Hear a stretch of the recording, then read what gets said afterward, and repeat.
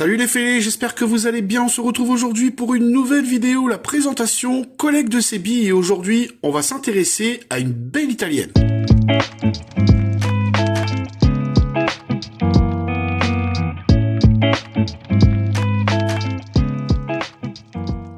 Je vous présente la Ferrari GTO de 1984 à l'échelle 1.18 de chez Burago. La GTO est une supercar qui, une fois préparée, devait servir à courir dans la FIA Groupe B, construite pendant seulement un an, de 84 à 85. Elle aura été vendue à seulement 272 exemplaires et sa version Groupe B servira, elle, de base pour la F40. Alors au niveau des détails, on va faire le tour, on va voir un petit peu ce qu'il y a de bon et de moins bon. Je précise qu'on est chez Burago, on est sur un modèle de série qui date un petit peu à ces moments-là. C'est vrai que sur certains modèles, voire sur beaucoup de modèles de chez Burago, c'était pas forcément foufou niveau détail et niveau finition. Il y a vraiment mieux. Mais pour le coup, ça en fait quand même une belle petite voiture de collection, si elle est en très bon état. Donc on va commencer par l'avant, on va remarquer tout de suite qu'il y a quand même du détail au niveau de la face avant. On a les feux qui sont très bien réalisés, très bien incrustés dans la calandre avec le logo Ferrari. On a aussi pas mal de plastique, mais vous allez voir qu'avec les années, voilà, ça a tendance un petit peu à bouger. Donc c'est même pas d'éclipser, c'est juste que ça bouge avec le temps. C'est une voiture qui a quand même pas mal d'années, donc de l'avoir dans cet état, c'est plutôt pas mal. Au niveau du capot, on remarquera que les phares escamotables ne s'ouvrent pas sur ce modèle. On a quand même aussi le logo Ferrari qui est un petit peu décalé avec le temps. On a un capot qui s'ouvre à l'envers, qui vous donnera après, vous allez voir à l'intérieur, un compartiment. Sur le profil, on remarque tout de suite ces jolies lignes de chez Pininfarina. C'est quand même une voiture qui est très très jolie avec pas mal de petites aérations, notamment à l'arrière, ici dans le haut des portières. Donc pas de détails au niveau serrure, etc. L'assemblage est plutôt bien fait, le moule est plutôt correct pour une voiture de l'époque. On a le gros logo Ferrari qui vient s'installer sur les ailes, les jantes qui sont bien fidèles à la réalité, avec des pneus plutôt propres, avec la petite marque Burago sur les flancs. Alors souvent les défauts sur ces voitures, c'est les chromes qui ne tiennent pas avec le temps, qui blanchissent. Là j'ai de la chance pour le coup, c'est pas trop blanchi, c'est encore assez clean. J'ai un autre modèle Ferrari, pas du même constructeur, mais là par contre mes jantes, les chromes, les échappements et tout, c'est complètement blanc. Là pour le coup c'est resté tel quel, c'est plutôt sympa. À l'arrière on va retrouver les 4 sorties d'échappement, la petite grille d'aération. On a déjà un petit peu à l'accès dans le bas du moteur, les feux aussi qui sont très très bien réalisés, le GTO qui est bien visible. Accès à la trappe du moteur, on vous ouvrira tout ça après, comme ça vous pourrez voir ce qu'il y a à l'intérieur, et une petite vitre qui vous donne aussi un peu de visibilité sur le cockpit.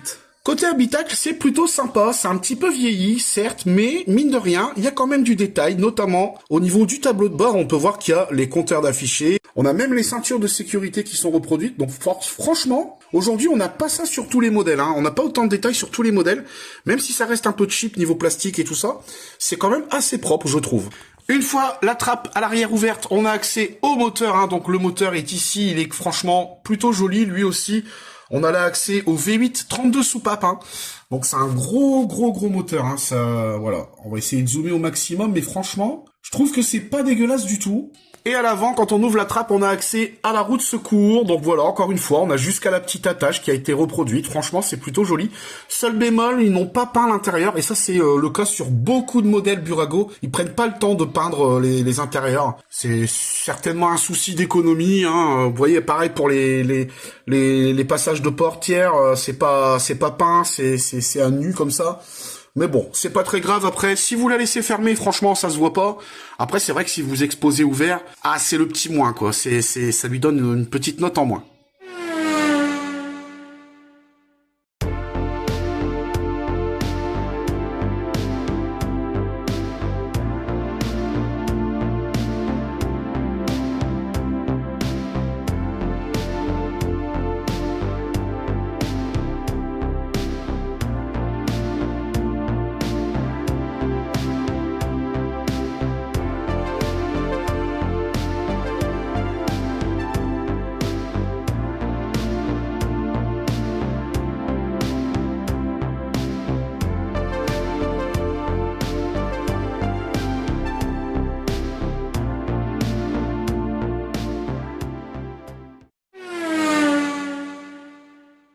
Alors côté apparition, malheureusement, j'ai rien trouvé, mis à part quelques documentaires, quelques émissions consacrées à la voiture, hein, donc c'est surtout à l'étranger. Pas d'apparition à ma connaissance dans des films, donc si jamais vous l'avez vu dans un film, n'hésitez pas à me le dire, hein, moi de mon côté, j'ai rien trouvé sur le net. Bon, c'est une voiture qui ressemble beaucoup à la 388, qui ressemble beaucoup aux voitures aux Ferrari de 1900, des années 80, hein, donc on peut s'y perdre.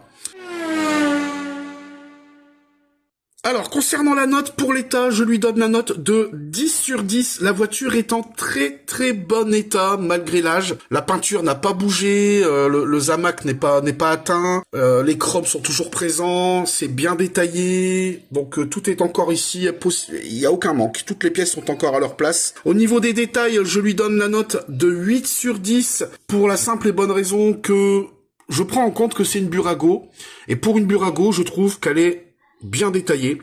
Seulement, il y a quelques problèmes comme le sticker à l'envers sur le volant ou encore le manque de peinture dans les compartiments moteurs et dans les passages de porte. Pour le prix neuf, à l'époque, il fallait compter à peu près, hein, si on parle en euros aujourd'hui, 40 à 50 euros à peu près pour la voiture, ce qui est peut-être même moins cher, hein, si je dis pas de bêtises, et c'est le prix où on le trouve dans le commerce.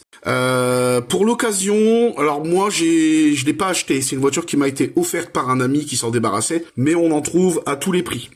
Vous pouvez en avoir à 15, 20, 30 euros selon l'état, si c'est en boîte ou pas. Hein. Après, voilà, c'est toujours le même problème. Mais on va dire que sans boîte, on peut compter en très bon état comme celle-ci, une vingtaine d'euros. Pour la rareté, je lui donne la note de 3 sur 10. C'est une voiture qui est quand même assez répandue sur les sites de vente un peu partout. C'est une voiture qui s'est vendue à pas mal d'exemplaires, que beaucoup de monde a possédé, hein. C'est un peu comme la Lamborghini Countach, c'est le même délire, hein. C'est des voitures qui se sont extrêmement bien vendues et qui sont restées dans la collection de chacun. Beaucoup ont été détruites par des enfants, etc. puisqu'à la base, à Burago, on le sait tous, hein, ce sont des voitures c'est plus jouets que des voitures de collection. Aujourd'hui, ça devient collection, c'est beaucoup plus propre au niveau des moulages et des détails.